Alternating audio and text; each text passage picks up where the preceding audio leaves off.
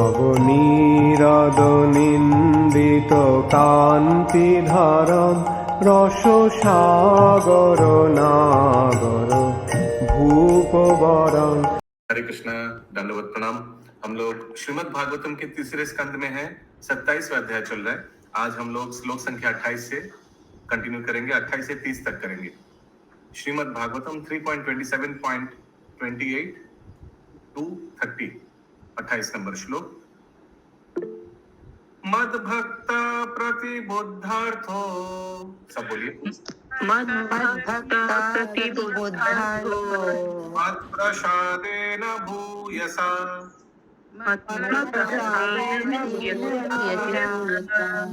निःश्रेयसं स्वं संस्थानं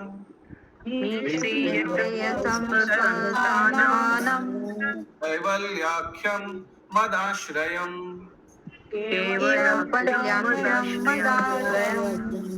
प्राप्नोति जतिञ्जस्य धीर प्राप्नोति हञ्जसा धीर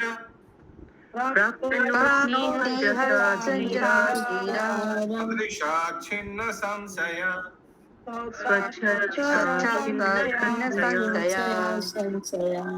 यद्गत्वा न निवर्तेत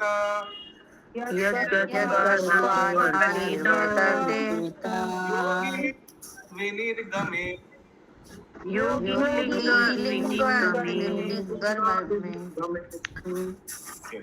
सब ध्यान से सुनिए।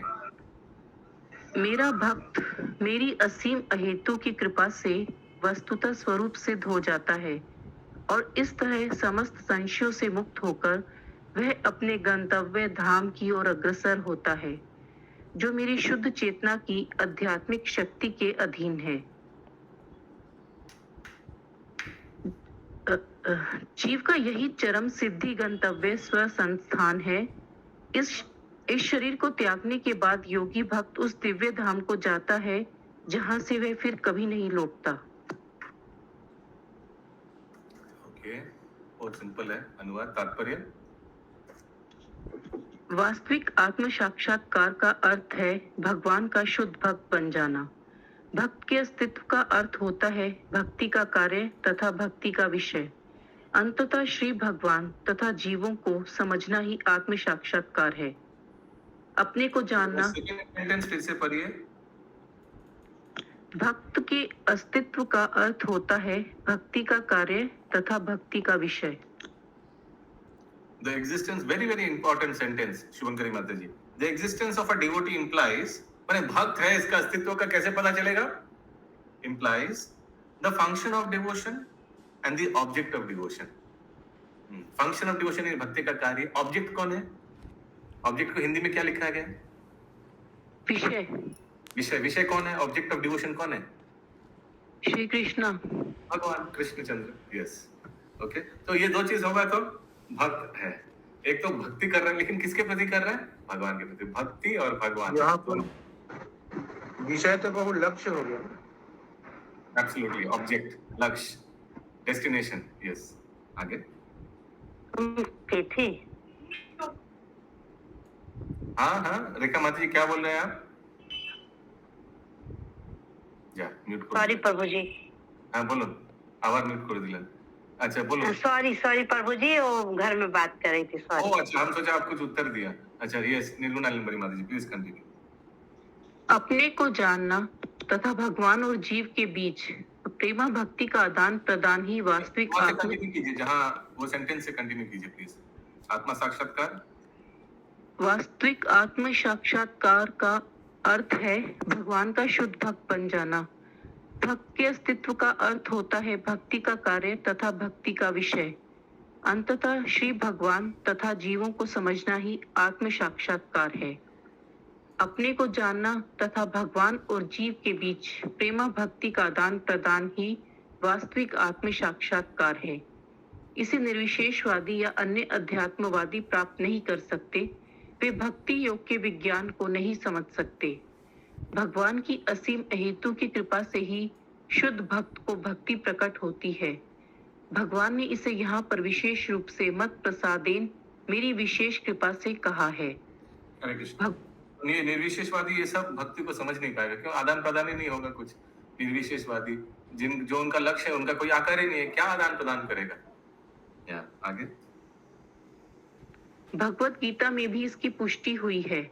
जो प्रेम तथा श्रद्धा के साथ भक्ति में लगे रहते हैं, वे ही भगवान से आवश्यक बुद्धि प्राप्त करते हैं, श्लोक जिससे वे जिससे जिससे वे क्रमशः प्रगति करते हुए भगवान के धाम की ओर बढ़ सकते हैं। शशि माता जी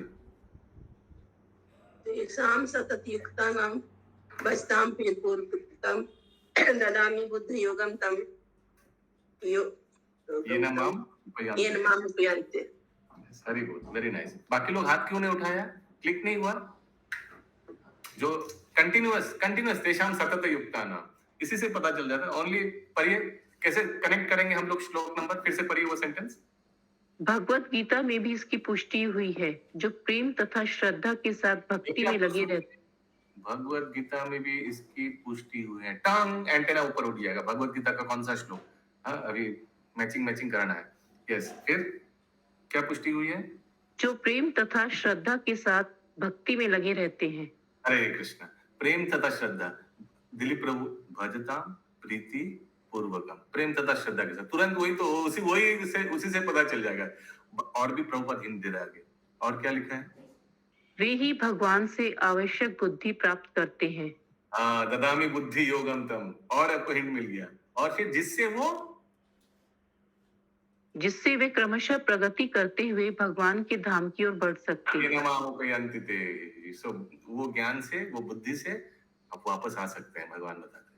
तो तुरंत वो श्लोक, एक लोग हाथ उठाया, बाकी लोग हाथ नहीं उठाया, क्लिक नहीं हुआ, एंटेना ऑन नहीं है, नींद में है सब। ओके, और किनको समझ में आया था ये श्लोक? गूगल हाथ उठाइए कृपया। किसी को नहीं?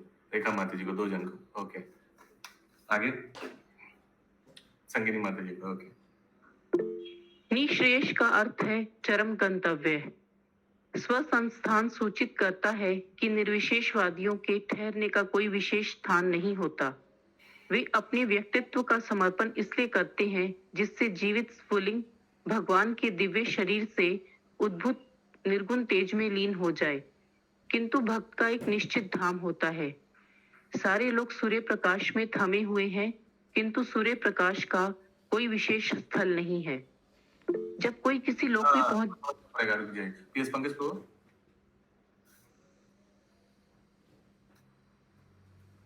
बोलिए प्रभु। ब्रो साउंड नहीं आ रहा है।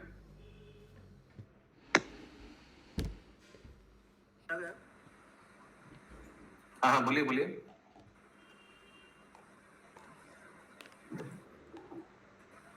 तो ये जीवित स्फुलिंग क्यों बोल रहे हैं यहाँ पे? पूरा सेंटेंस बोलिए। किंतु वे अपने व्यक्तित्व का समर्पण इसलिए करते हैं जिससे जीवित स्फुलिंग भगवान के दिव्य शरीर से उद्भूत निर्गुण तेज में लीन हो जाए। हाँ, ठीक है सर। जीवित स्फुलिंग, मृत्यु के बाद उसका जीवित आत्मा जो है, आत्मा परमात्मा में, आत्मा तो जीवित, मतलब मरता तो है ही नहीं, तो फिर उसमें जीवित लगाने का मतलब क्या होगा? Living spark. नहीं तो लोग स्पार्क को समझेगा ये अच्छा, वो लिविंग स्पार्क को ट्रांसलेशन कर दिया है वैसे जीवित। So इसका फिर उदाहरण दिया, the planet rests in sunshine, but the sunshine itself has no particular resting place.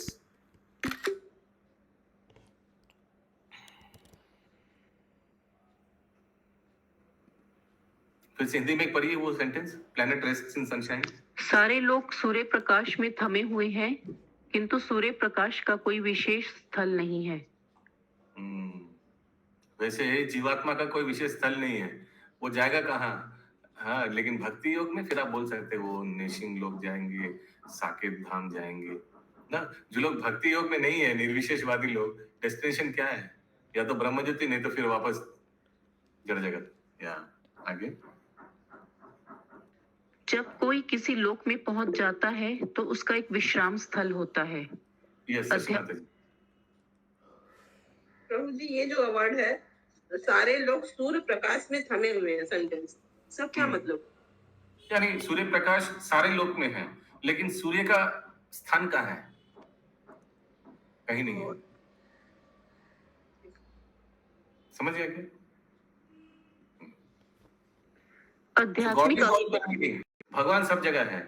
जो लोग निर्विशेषवादी है उन लोग कहाँ रहेगा? कहीं नहीं रह पाएगा, ना यहाँ का ना वहाँ का। हरे कृष्ण। Yes, continue. आध्यात्मिक आकाश जिसे कैवल्य कहते हैं, चारों ओर से केवल आनंदमय प्रकाश है और वह भगवान के संरक्षण में रहता है। जैसा कि भगवत गीता 14.27 में कहा गया है, ब्रह्मनो। देखिए अभी आध्यात्मिक आकाश के बारे में बताया जा रहा है। क्यों बताया जा रहा है? प्रभुपाद अभी टॉपिक चेंज हो रहा है, हालांकि अलग पैराग्राफ करना चाहिए था, लेकिन देखिए क्यों। क्योंकि भगवान अनुवाद में बताते हैं कि हमारा जो दिव्य धाम है वो मेरा अंतरंग शक्ति के अंडर में है, बताते हैं ना बीच में, देखिए। तो अभी शिल प्रभुपाद की हर एक पॉइंट को लेकर एक एक इंपॉर्टेंट पॉइंट अनुवाद से लेकर प्रभुपाद उसका एक एक पैराग्राफ बनाया है। बीच में मिला वो साइन, वो सेंटेंस पढ़ी, वो फ्रेज अनुवाद का बीच में। जो मेरी शुद्ध आनंद की आध्यात्मिक शक्ति के अधीन है। हाँ, यानी भगवान के धाम भगवान के अंतरंग शक्ति के अधीन में है।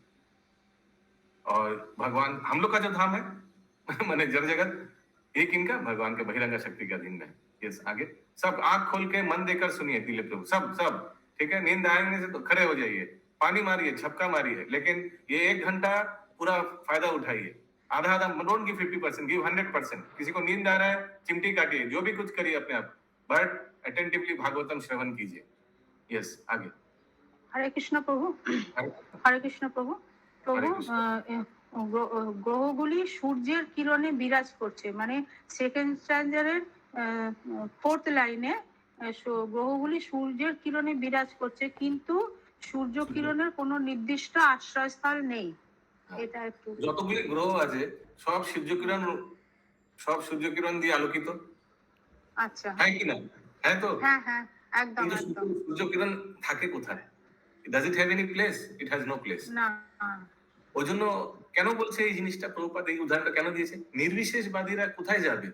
যাবেটা কোথায়? ভগবানের সঙ্গে বিলীন হয়ে যাবে। বিলীন তো হওয়া হয় না, বিলীন বলে কিছু হয়ই না, তো যাবেটা কোথায়? অস্তিত্ব নেই। ওই জন্য লেখা আছে, ওর পরের সেন্টেন্স বলছে যে এদের কোনো আশ্রয়স্থল নেই, আচ্ছা কোনো রেস্টিং প্লেস নেই। यस, अशोक प्रभु। वही सवाल है प्रभु कि इनका कोई विशेष स्थल नहीं है, तो विशेष स्थल क्यों नहीं है? सूर्य लोक में रहते हैं। अरे उसका वो तो एग्जांपल दिया है, एक एनालॉजी दिया है। निर्विशेषवादी का भगवान के बारे में कहा जाए, निर्विशेषवादी मृत्यु के बाद कहाँ जाएगा बताइए? अच्छा, या तो ब्रह्म ज्योति में जाएगा, हाँ, नहीं तो 84 लाख वापस आएगा, इधर जड़ जगत में आएगा। तो श्लोक में जैसे अनुवाद में बताया गया है कि भक्त लोग एक एक भगवान का धाम है। भगवान अपने धाम के बारे में बता रहे हैं। देखिए कपिल देव इस अनुवाद में कि भक्त लोग हमारा एक एक धाम को प्राप्त होता है, अलग अलग जैसे जैसे उपासना वैसे वैसे धाम। तो प्रभुपाद उस प्रसंग में बता रहे कि निर्विशेषवादी लोग बेचारा, उन लोगों का कोई डेस्टिनेशन ही नहीं मिलता, वे डोंट हैव एनी डेस्टिनेशन। ठीक है, अच्छा अच्छा, आगे। जैसा कि भगवत गीता 14.27 में कहा गया है, ब्रह्मणो ही प्रतिष्ठा अहम। निराकार ब्रह्म तेज भगवान के शरीर में स्थित रहता है। दूसरे शब्दों में भगवान का शारीरिक तेज ही कैवल्य या निराकार ब्रह्म है। इस निराकार तेज में अनेक ब्रह्मन लिखा है ना, ब्रह्मन है। इस निराकार तेज में अनेक दिव्य लोक हैं जिन्हें वैकुंठ कहते हैं, जिनमें कृष्ण लोक प्रमुख है। कुछ भक्त वैकुंठ लोक चाहते हैं और कुछ कृष्ण लोक को। भक्त विशेष की इच्छा अनुसार उसे विशेष धाम प्रदान किया जाता है, जो स्वसंस्थान अर्थात उसका अभीष्ट गंतव्य कहलाता है। भगवान की कृपा से भक्ति में तत्पर स्वरूप सिद्ध भक्त भौतिक शरीर में रहते हुए ही अपने गंतव्य को जानता है। अतः वह बिना संशय के स्थिर भाव से भक्ति कर्म करता है और शरीर त्यागने के बाद तुरंत ही उस धाम में पहुंच जाता है, जिसकी वह तैयारी करता रहता है। उस धाम में पहुंचकर वह फिर कभी इस संसार में नहीं लौटता।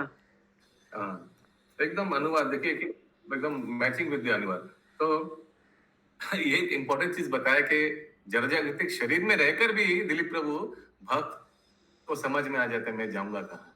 हरि हरि बोल। जो रामचंद्र जी का भक्त है उनको मालूम है हम साकेत धाम वापस जाएंगे, हालांकि ठीक है, अभी इस शरीर में है, गलती किया, कुछ हो गया या क्या करे अभी। लेकिन मेरा जो डेस्टिनेशन है वो साकेत धाम है, दे नो। वैसे कृष्णचंद्र भगवान का जो भक्त है वो they know that we are going to Goloka Vrindavan. Yes Shashi माता जी। प्रभु जी, ब्रह्म ज्योति में ही वैकुंठ लोक भी है? ब्रह्म ज्योति क्या सिर्फ वो ब्रह्म ज्योति है, ये भगवान का रोशनी तो पूरा चित जगत को भी आलोकित करता है, स्पिरिचुअल वर्ल्ड को भी आलोकित करता है। जितना वैकुंठ प्लेनेट है वो भी तो ब्रह्म ज्योति से ही आलोकित है माता जी। ना शासक ना पावक, वहां कुछ सूर्य चंद्रमा नहीं है। ठीक है, कंटिन्यू माता जी। यहाँ पर आए लिंगात विनिगर्मी शब्दों का अर्थ है सूक्ष्म तथा स्थूल, इन दो प्रकार के भौतिक शरीर से मुक्त होने के बाद। सूक्ष्म शरीर मन, बुद्धि, अहंकार तथा कल्मशमय चेतना से निर्मित रहता है और स्थूल शरीर पृथ्वी, जल, अग्नि, वायु तथा शून्य, इन 5 तत्वों से निर्मित रहता है। जब कोई दिव्य लोक को भेजा जाता है तो वह इस संसार में दोनों प्रकार के स्थूल तथा सूक्ष्म शरीरों को त्याग देता है। वह अपने शुद्ध आध्यात्मिक शरीर के साथ दिव्य लोक में प्रवेश करता है और किसी एक दिव्य लोक में स्थिर हो जाता है। यद्यपि निर्विशेषवादी भी अपने सूक्ष्म तथा स्थूल शरीर त्याग कर दिव्य व्योम को जाते हैं, किंतु उन्हें दिव्य लोक में नहीं रखा जाता। उन्हें अपनी इच्छा अनुसार भगवान के दिव्य शरीर से उद्भूत आध्यात्मिक तेज में लीन होने दिया जाता है। यानी ब्रह्म ज्योति में लीन हो दिया जाता है। यस खुशबू माता जी। प्रभु जी, स्थूल शरीर मतलब जीव ना? स्थूल शरीर माने ये जो ग्रॉस बॉडी, ग्रॉस नहीं, ये स्थूल शरीर। पृथ्वी, जल, अग्नि, आयु, आकाश से तो हम लोग पंचभूत से तो हम ही लोग बने हैं ना। हाँ वही तो स्थूल शरीर होगा ना। ये जो शरीर है ये स्थूल शरीर है, मतलब जीव का शरीर ही स्थूल शरीर है तो। हाँ ये जो दिख रहा है वो स्थूल शरीर है। ये संगनी शाप है माता जी। यस प्रिय, स्थूल शरीर का जो है जैसे लिखा है ना, पृथ्वी, जल, अग्नि, वायु तथा शून्य लिखा है प्रभु। आकाश, वही शून्य माने आकाश। ओ अच्छा। स्वस्थानम शब्द भी अत्यंत महत्वपूर्ण है। चूंकि जीव तैयारी करता रहता है, अतः उसे उसका धाम मिलता है। निर्विशेषवादियों को निराकार ब्रह्म तेज प्रदान किया जाता है, किंतु जो वैकुंठ में नारायण रूप में भगवान के दिव्य रूप की संगति चाहते हैं या कृष्ण लोक में कृष्ण की संगति चाहते हैं, वे उन धामों को जाते हैं जहां से वे कभी नहीं लौटते। हरे कृष्ण। हरि बोल। अगला श्लोक 30 नंबर। यहाँ पर इच्छानुसार सबको मिल जाता है प्रभु। एकदम एकदम, जो जिसका उपासना करेगा वो उनका धाम जाएगा। अच्छा হ্যাঁ প্রভু, হরে কৃষ্ণ প্রভু। हरे कृष्ण। প্রভু, জীব যেভাবে নিজেকে তৈরি করে সেইভাবে সে তার বাসস্থান প্রাপ্ত হয়। মানে যে মানে বিগ্রহটাকে নিয়ে সে বাসনাটা যে করে সেই অনুযায়ী সেই বাসস্থান সে প্রাপ্ত হয়। एकदम। আচ্ছা ঠিক আছে। यदा न योगो पचिता सुचेतो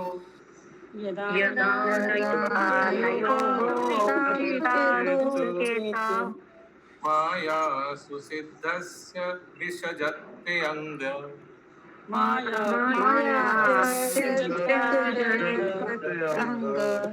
अंग अनन्य हेतुषु अथ में गतिस्व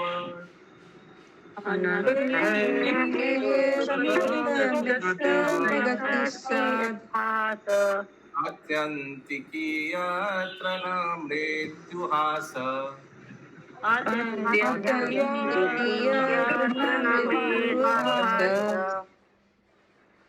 जब सिद्ध योगी का ध्यान योग शक्तियों की गौण वस्तुओं की ओर, जो बहिरंगा शक्ति के प्राकट्य हैं, आकृष्ट नहीं होता, तब मेरी और उसकी प्रगति असीमित होती है और इस तरह उसे मृत्यु कभी भी परास्त नहीं कर सकती।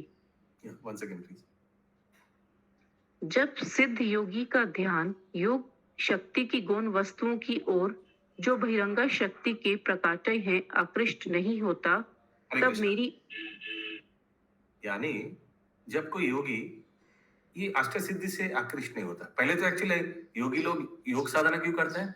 ये अनिमा लगीमा ये सब मिलेगा, ये आशा में है ना।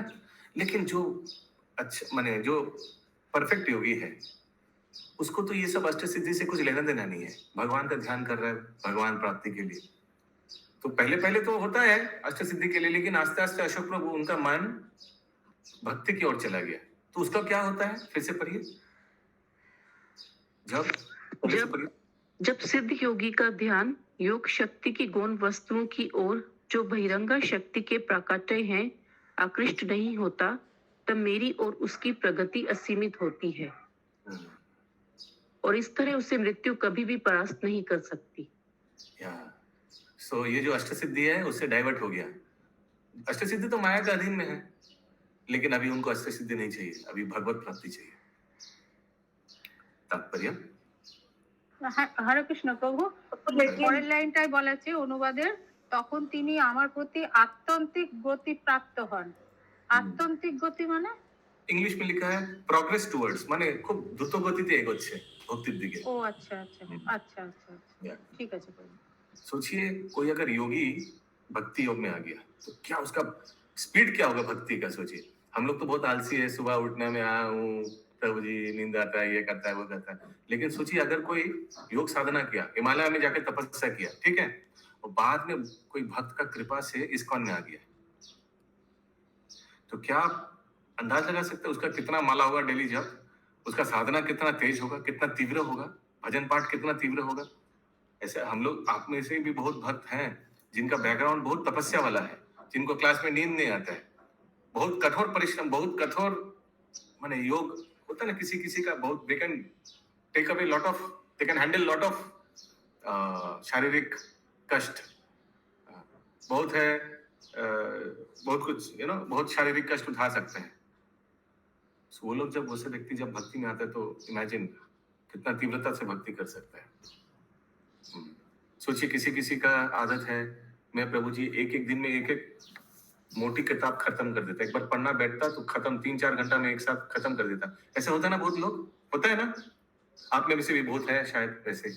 सोचिए ये जब भक्ति योग में आया और इनके सामने जब मोटा मोटा भागवतम की किताब है, बोले कोई बात ही नहीं, मैं तो खत्म ही कर दूंगा इसको पढ़ के। और जो जिसका सोचिए पढ़ने का आदत ही नहीं है, अशोक प्रभु, वो ये मोटा मोटा किताब देख के वो अरे बाप रे बाप प्रभु कब खत्म होगा ऐसे है ना। या यस सुमना गौरांगी माता जी। तो वो आप जो बोले वो मेरा भी था, ये प्रभुपाद लीलामृत देख के हम बहुत घबरा गए थे कैसे इसको करेंगे, लेकिन प्रभुपाद का कृपा हुआ और किए इसको। एक्सीलेंट।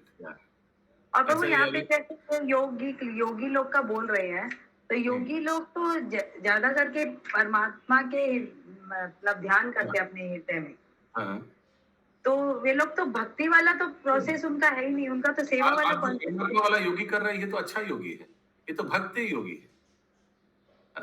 लेकिन अष्ट सिद्धि वाला भी तो होता है ना, जो योग करता है अष्ट सिद्धि प्राप्ति के लिए, 2 तरह के योगी होते हैं। लेकिन वही वाला योगी जब परमात्मा के आस्ते आस्ते परमात्मा में डाइवर्ट हो गया, तो फिर उसी के बारे में बताएंगे इसमें। ठीक है, सब हाथ उठाइए ऐसे करके, ठीक है, सब हाथ उठाइए और सब बोले ओम नमो भगवते वासुदेवाय। बोलिए बोलिए ओम नमो भगवते वासुदेवाय। नींद आ रहा है तो हाथ उठाइए मत, ठीक है, नींद आ रहा है तो हाथ उठाइए मत। कौन सा ध्रुव महाराज किए थे? ये जूनियर ध्रुव महाराज, ठीक है। नींद आएगा तो हाथ उठाइए मत, हाथ उतारा माने नींद नहीं आ रहा है, ठीक है, ये हम सही।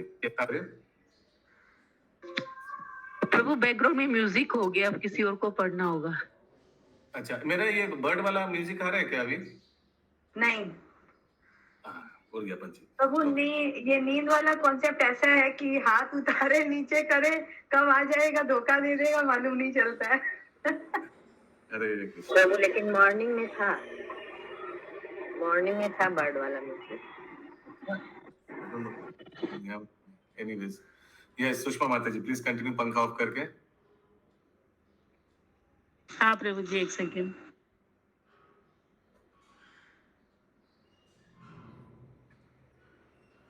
आज सवेरे मेरे को भी एक चपकी आ गया था चैतन्य चैतामृत में। क्या किया आपने? आपने जगा दिया। हरे कृष्णा। आवाज आ रहा है? हाँ, क्लियर है मैम। तात्पर्य अनुवाद में तात्पर्य नींद आने से हाथ उठा के रखना, इसीलिए खुल्लू माता जी ने गूगल हाथ उठा के रखे हैं।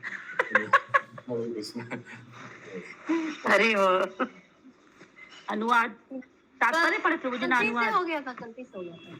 ओह अच्छा। हरे कृष्ण। हम प्रभु जी सोचे यही तात्पर्य आपने- पढ़े। वो आप बता रहे थे ना आसन सीख लिया, तो यही वाला है शायद, ये गूगल आसन। या कंटिन्यू, तात्पर्य पढ़िए। तात्पर्य सामान्यतः योगी जन योग शक्ति की गौण वस्तुओं के प्रति आकृष्ट होते रहते हैं, क्योंकि वे लघुतर से लघुतम और दीर्घ से दीर्घतम हो सकते हैं, जो भी चाहे प्राप्त कर सकते हैं। एक ग्रह की सृष्टि करने की शक्ति से संपन्न होते हैं या किसी को अपने अधीन कर सकते हैं। जिन योगियों को भक्ति योग के फल की अपूर्ण जानकारी होती है, वे ही इन शक्तियों के प्रति आकृष्ट होते हैं, किंतु ये समस्त शक्तियां भौतिक होती हैं। आध्यात्मिक उन्नति से इनका कोई सरोकार नहीं रहता है। जिस प्रकार भौतिक सामर्थ्य अन्य भौतिक शक्तियों से उत्पन्न है, उसी प्रकार योग शक्ति भी भौतिक होती है। सिद्ध योगी समझ में आया? स्लोली पढ़िए, ये सेंटेंस समझ में आया? जिस प्रकार फिर से पढ़िए, सब ध्यान से सुनिए। जिस प्रकार जिस प्रकार भौतिक सामर्थ्य अन्य भौतिक शक्तियों से उत्पन्न है, उसी प्रकार योग शक्ति भी भौतिक होती है। समझ में आया सबको? ओके, समझ में आ गया, कोई हाथ नहीं उठा रहा, आगे बढ़िए। नहीं प्रभु जी, एक बार बताइए फिर से। हाँ, तो जितना भी भौतिक शक्तियां है, पावर्स है, इंग्लिश में लिखा है other material powers are created by material energy. Hare Krishna प्रभु जी, कहाँ पे चल रहा है? कहाँ पे चल रहा है क्या?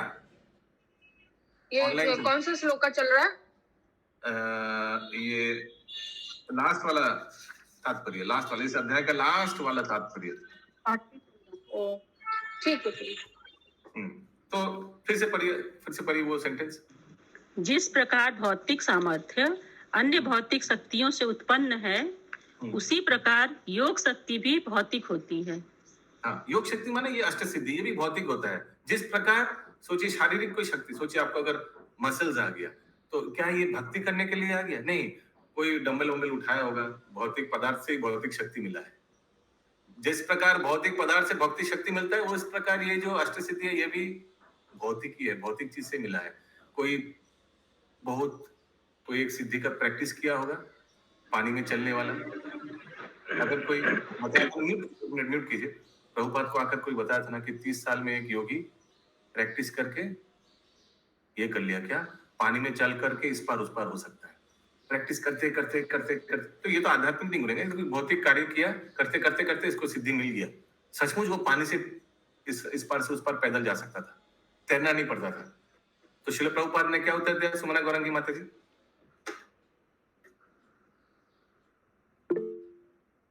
वो ये तो 25 पैसे का काम है। हाँ, ये तो चाराना आटाना ना कितना बोला है, ये 30 साल वेस्ट किया, ये तो चाराना का काम है। मैं नाव